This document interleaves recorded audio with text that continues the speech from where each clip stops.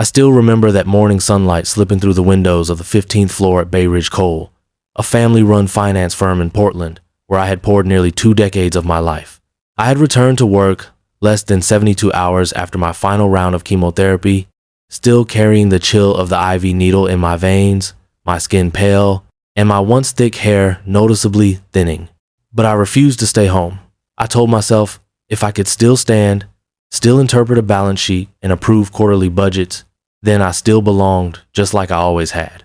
I was halfway through reconciling a profit forecast. Numbers had become my second language when the door to my office flew open without a knock, as if courtesy had become too expensive for someone in my condition. Hank Delaney, the newly appointed executive director, at least 20 years younger, dressed like a perfume ad, all gloss and ambition strode in with a yellow envelope in hand. That envelope said everything. I didn't need him to speak.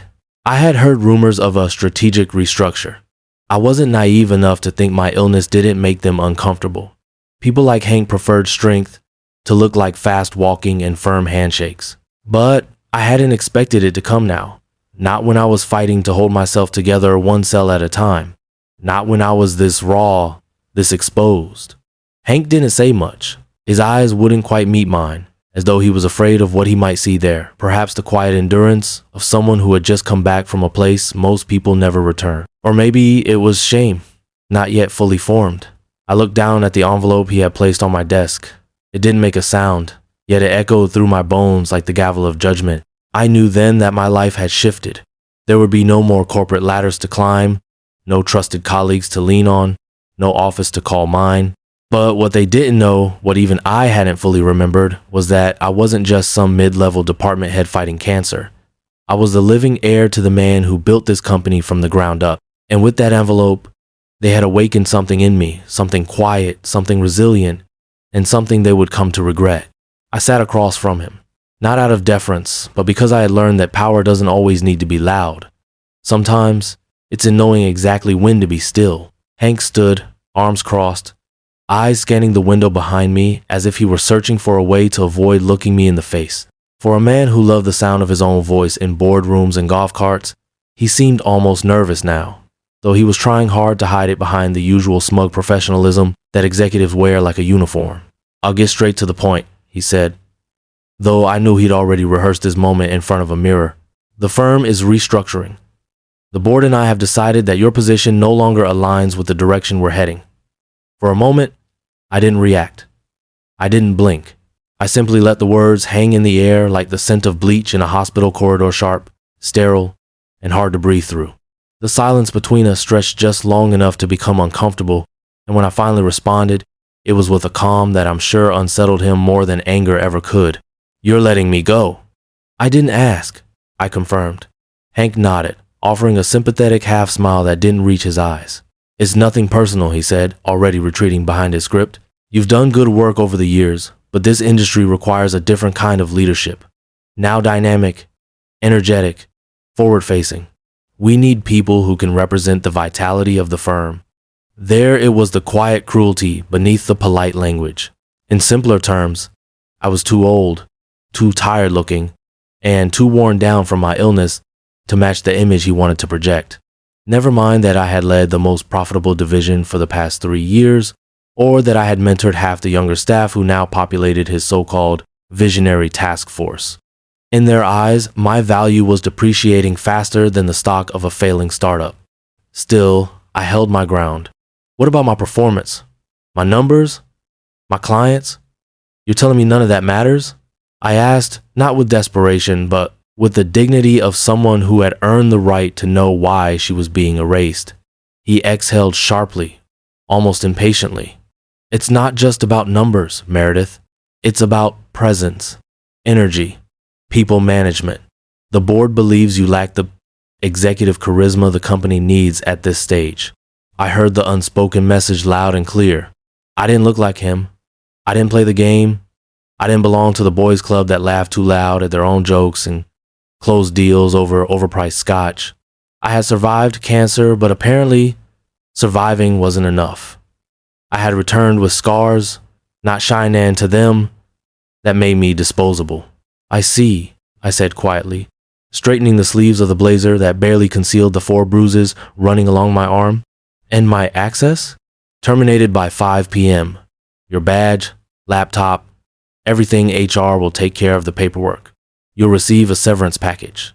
Consider it generous, he added, as if he were offering me a gift. He expected me to protest, maybe to cry, to raise my voice or beg for some extension, some reconsideration. But I had learned through chemotherapy and quiet hospital rooms that not all battles are worth fighting out loud. Some you win in silence. I stood, extended my hand. Thank you for the clarity, I said, and watched him hesitate before shaking it, surprised, maybe even relieved that I didn't make a scene. But he mistook my silence for surrender. As I walked out of the office with only a small box in my arms containing a framed photo of my late father, a coffee mug with a chip in the rim, and a stack of client thank you notes, I could never bring myself to throw away. I noticed how the hallway seemed to grow quieter with every step. Colleagues avoided eye contact. Doors that were usually open now stood half shut. I wasn't just being dismissed, I was being erased. The elevator ride down felt like the slowest descent of my life. But what Hank and the board and everyone else didn't know was that I had seen this coming. Not the specifics, no, but the pattern, the way they looked at me differently after my diagnosis, the way they held meetings without me, stopped inviting me to networking events, reassigned projects to lighten my load. It had already begun. And now they had pulled the trigger, thinking they'd seen the last of me. They hadn't. Because what no one in that polished glass building realized, what Hank had never even thought to ask, was that I wasn't just an executive. I was the sole heir to the founding partner of Bay Ridge Coal. And 2 weeks earlier, a letter had arrived at my home from my family's attorney. My father, always meticulous, had left something behind, something powerful, something waiting for the right moment. And now, thanks to Hank Delaney and his yellow envelope, the moment had arrived. The walk from the elevator to the parking lot felt longer than the 17 years I had spent inside that building. Each step echoed in my ears like the ticking of a clock that had just run out of time, not just for a job, but for the identity I had worn like a second skin. And as I passed by the glass panels and polished chrome fixtures that once symbolized pride and permanence, I couldn't help but notice how nobody met my eye show. Every smile that had once greeted me in passing had dissolved into tightly drawn lips and hurried footsteps. They didn't see Meredith Blake anymore.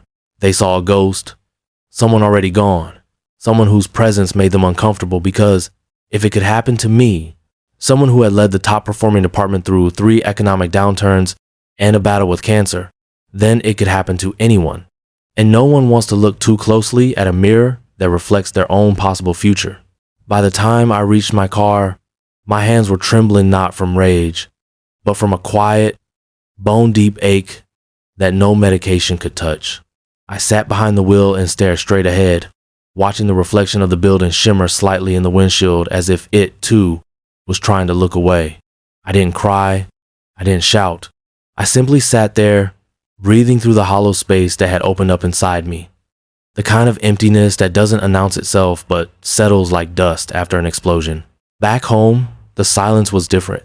It wasn't the silence of absence. It was the kind that came when everything familiar had shifted out of place, when furniture still sat where it always had, but you didn't belong in the room anymore. I placed the cardboard box on the kitchen table, its contents strangely light for something that carried the weight of an entire career. The photo of my father taken on the opening day of the firm's original office tilted slightly inside the frame. He was younger then, sleeves rolled up, hand on my shoulder as if to say, "You've got this."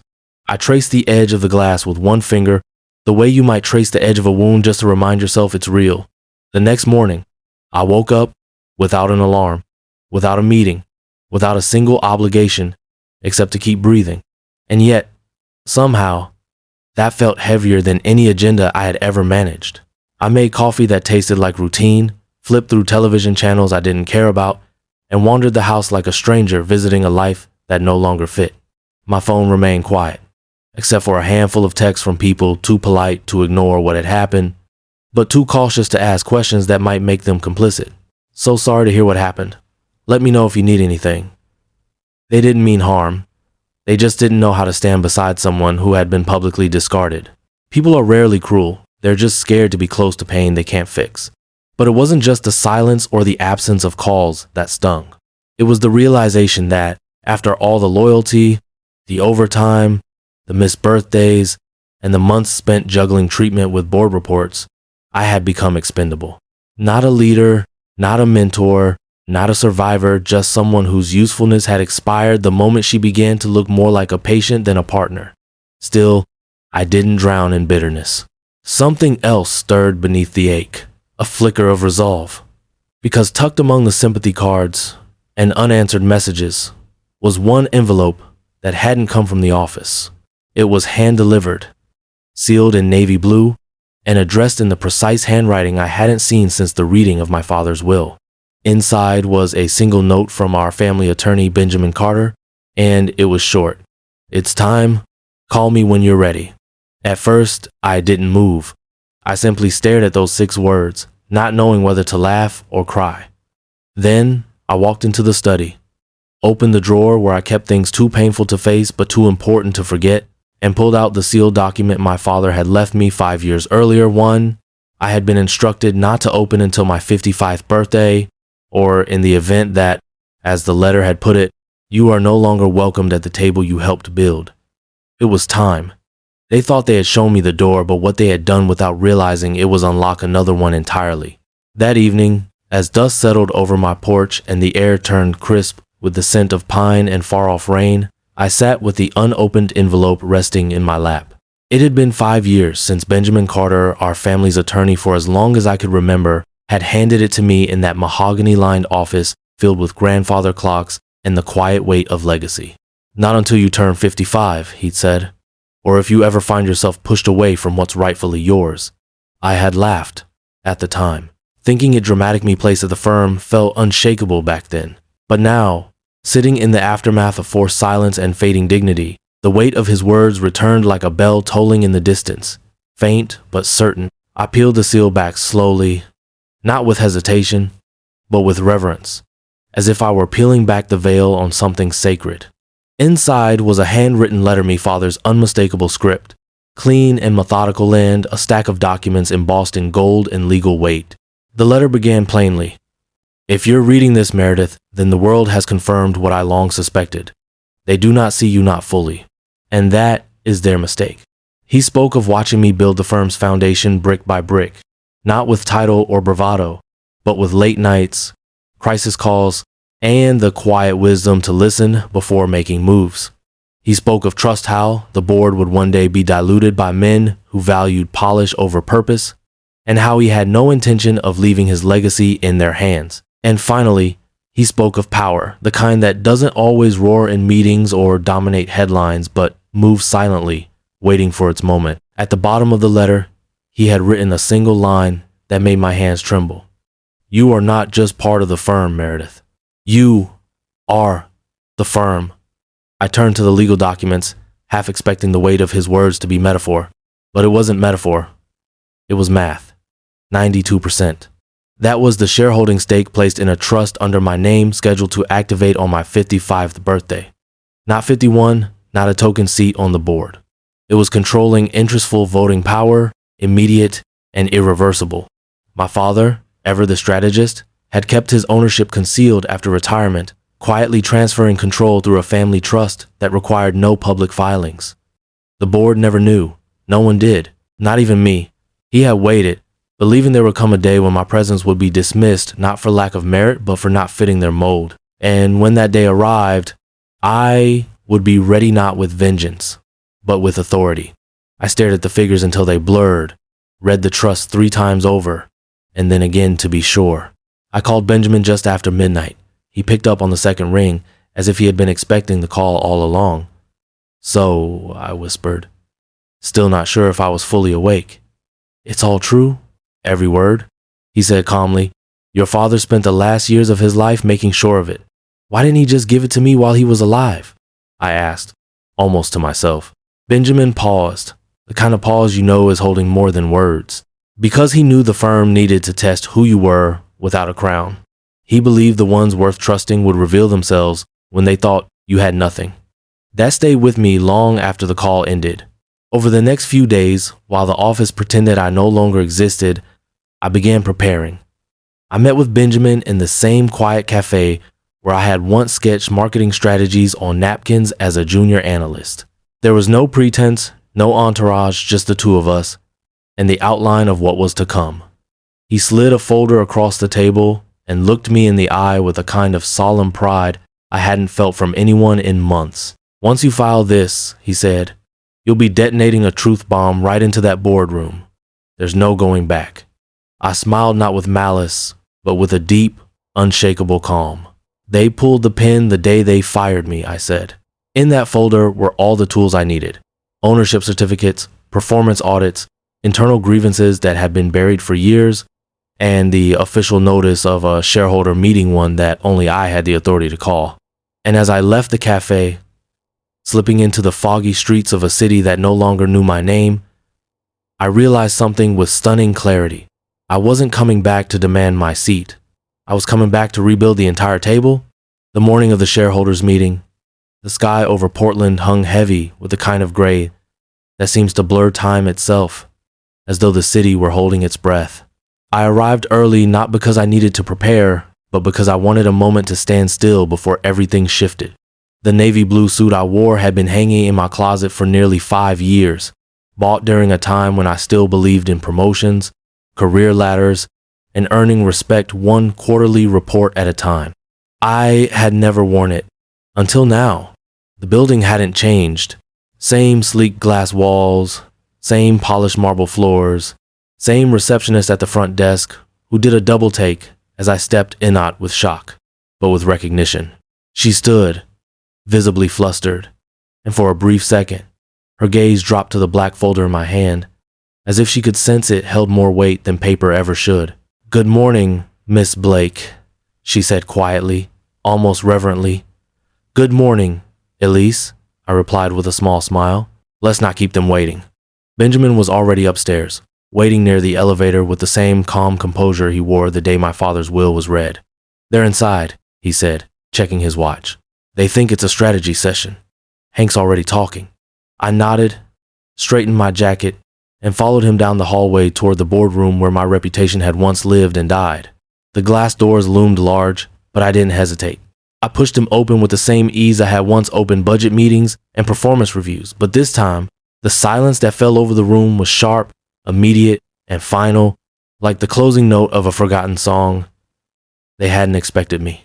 The board sat around the table, mid-discussion, with Hank standing near the projector, sleeves rolled up, pacing like a man drunk on the sound of his own voice.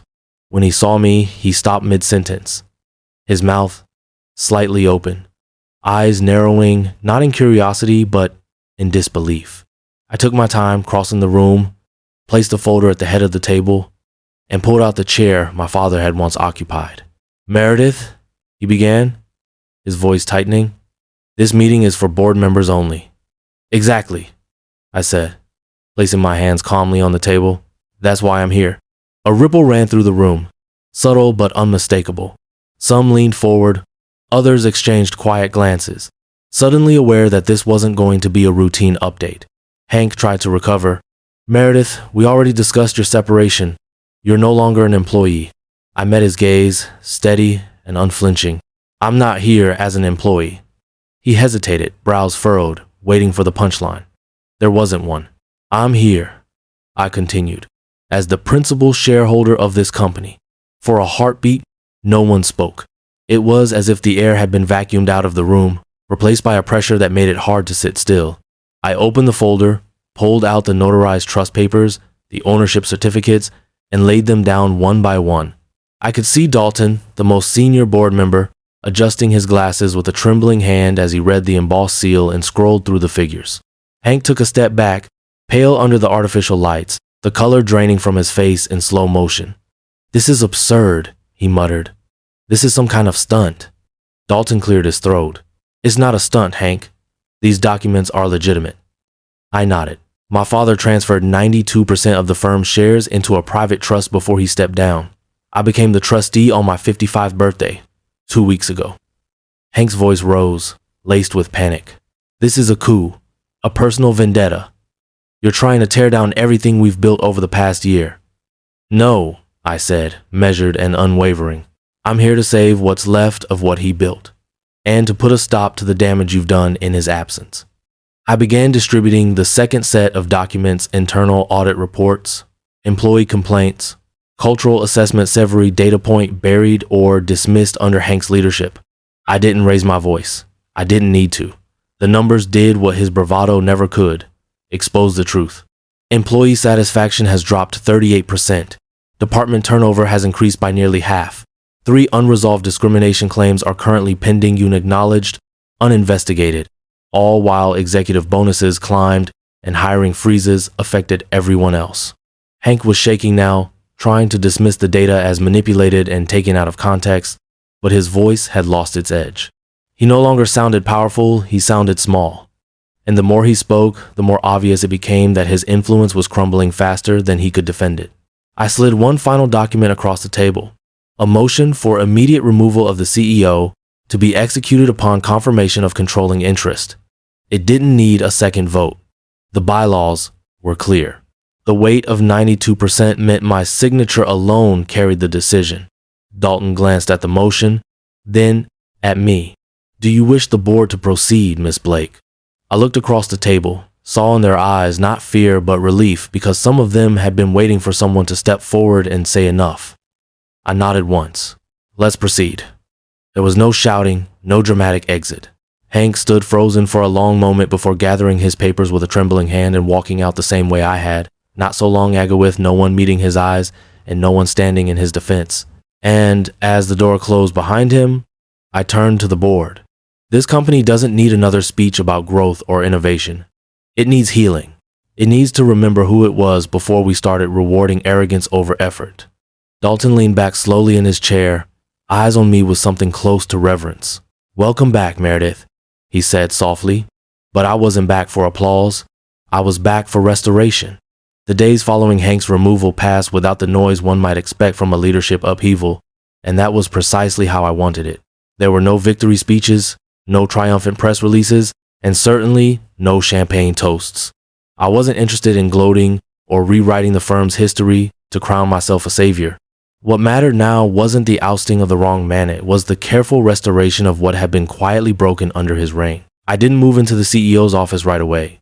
The corner room with its panoramic views and cold chrome finishes didn't appeal to me as a symbol of power. It had become too associated with exclusion, with doors that only opened one way and conversations that left too many people behind.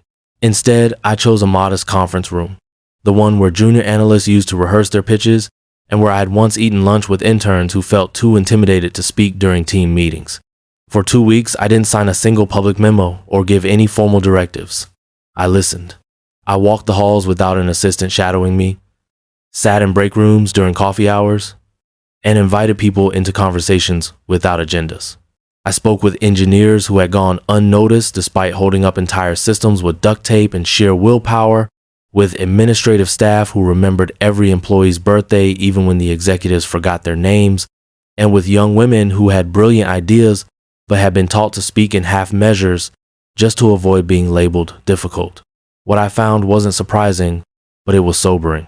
There had been brilliance everywhere, buried beneath layers of fear, fatigue, and forgotten promises. Leadership wasn't absent, it had just been silenced. So I began to move pieces carefully and without spectacle. Maya Brooks, who had spent 3 years leading client support without a title or a proper office, was promoted to Director of Client Experience. I remember the way her hands shook slightly as she held the offer letter, not from uncertainty, but from the shock of finally being seen. "Are you sure?" she asked, blinking back tears. "I've never even been in the executive wing." I smiled and handed her the key. That's about to change. Kevin Tran, one of the most innovative product developers I'd ever worked with, had left 6 months earlier after being passed over in favor of someone with louder credentials and thinner results. I called him back without hesitation. When he walked into the office again looking more skeptical than hopeful, I simply said, "Help me fix what they broke." He nodded once, slow but certain, and that was all I needed. Human resources, once a hollow shell filled with unopened complaints and dust-covered binders, was dismantled and rebuilt from the inside. I brought in staff who had experienced the company's flaws firsthand and gave them the authority to create processes that would actually protect people, not just paperwork. We opened the quiet files, those buried records of discrimination, bullying, and manipulation that had never seen the light of day, and we read every one of them, not to assign blame, but to acknowledge pain. One by one, we made calls, apologized where it was long overdue, and extended olive branches to those who had walked away in silence, thinking they never mattered. The culture began to shift not with declarations, but with gestures that mattered. We eliminated the leadership retreat that had always been more exclusion than strategy, and instead hosted roundtables that included everyone from janitorial staff to senior developers. We rewrote bonus criteria to reward mentorship and collaboration, not just profit margins and presentation skills. The old slogans were taken off the walls, phrases like think big and be bold, and replaced with photographs of actual employees in moments that mattered. Team lunches, project launches, after-hours support, birthday cupcakes. One evening, long after most of the lights had gone out, I passed by the engineering bay and saw a whiteboard tucked in the corner behind someone's desk. Scrawled in blue marker were 5 words that made me stop in my tracks. She came back. She stayed. No headline could rival that. No title, no corner office, no quarterly report could hold more meaning than that quiet acknowledgement. Because in the end, I hadn't returned for power or to reclaim what had been taken from me. I had come back to make sure that the people who truly built this company would never again be left in the shadows. Leadership, I had come to believe, wasn't about being followed. It was about turning around and pulling others forward. And finally, we were becoming a company where that truth could live and breathe. Exactly 1 year after I had walked out of Bay Ridge, Cole carrying a cardboard box and a forced smile, I stood once more at the foot of the building's steps. The morning was quiet, the sky brushed with soft gray like a watercolor that hadn't quite dried, and as I stood there with a slim black folder in hand and a steady breath in my lungs, I realized how different everything felt, even though, on the surface, so much looked the same. Inside, the receptionist Elise, who had once looked at me with hesitant sympathy, rose to greet me not with surprise, but with a warmth that felt real. "Good morning, Miss Blake," she said, her voice laced with something like pride. I smiled. "It's just Meredith. We're all on the same team now." The elevator ride up wasn't heavy this time. The weight had lifted, not because the responsibilities were fewer, but because the burden was finally shared. On the executive floor, I hadn't changed the decor much. I'd kept the walnut doors, the soft lighting, and even the quiet corners. What I had changed were the faces, the language, and the unspoken rules that had once made people shrink when power passed them in the hallway. I didn't put my name on the CEO's door in gold. Instead, I hung a single black and white photo behind the desk taken decades ago. On the first day my father opened our original branch in Salem. He stood with one hand on my shoulder, and I, just a little girl then with tangled hair and chocolate on my chin, looked up at him like he held the whole world. I hadn't understood what that moment meant until now. The quarterly report had just come in highest employee satisfaction in 5 years, a double-digit retention increase, and for the first time in a long time, the company's success wasn't written only in dollars, but in names, in moments, in people who had finally been heard. But what stayed with me wasn't the numbers. It was walking past the engineer's bullpen late one evening and seeing a sticky note taped to a monitor that read, "Please water me. I'd like to survive like we all do." Or passing by the sound performative but real. Or seeing Maya in her beat-up sneakers, still refusing to trade comfort for conformity, now leading our client teams with fire and compassion. There was no parade, no spotlight, no triumphant music playing in the background. And I didn't need it, because this wasn't a return for glory. It wasn't revenge. It was something quieter but deeper. It was the slow rebuilding of dignity, not just mine, but for everyone who had been silenced, overlooked, or discarded for not fitting someone else's version of leader. They had dismissed me with a speech about evolution and energy, but what they couldn't see then, and what I hope they understand now, is that true leadership doesn't demand the room's attention, it earns it, one human moment at a time. So I stayed, not to wear the crown, but to carry the weight, not to reclaim power, but to restore purpose, not to avenge the past, but to build a future where no one else would have to go through what I did just to be seen. And if you've ever felt forgotten, replaced, or told explicitly or not that your time has passed, I want you to hear this from me now. It hasn't. You're not done. You're still here, and that means your story isn't over. If this story moved you, if you've ever been cast aside only to come back stronger, then don't forget to subscribe, share your story in the comments, and help us build a space where every underdog gets to rise again.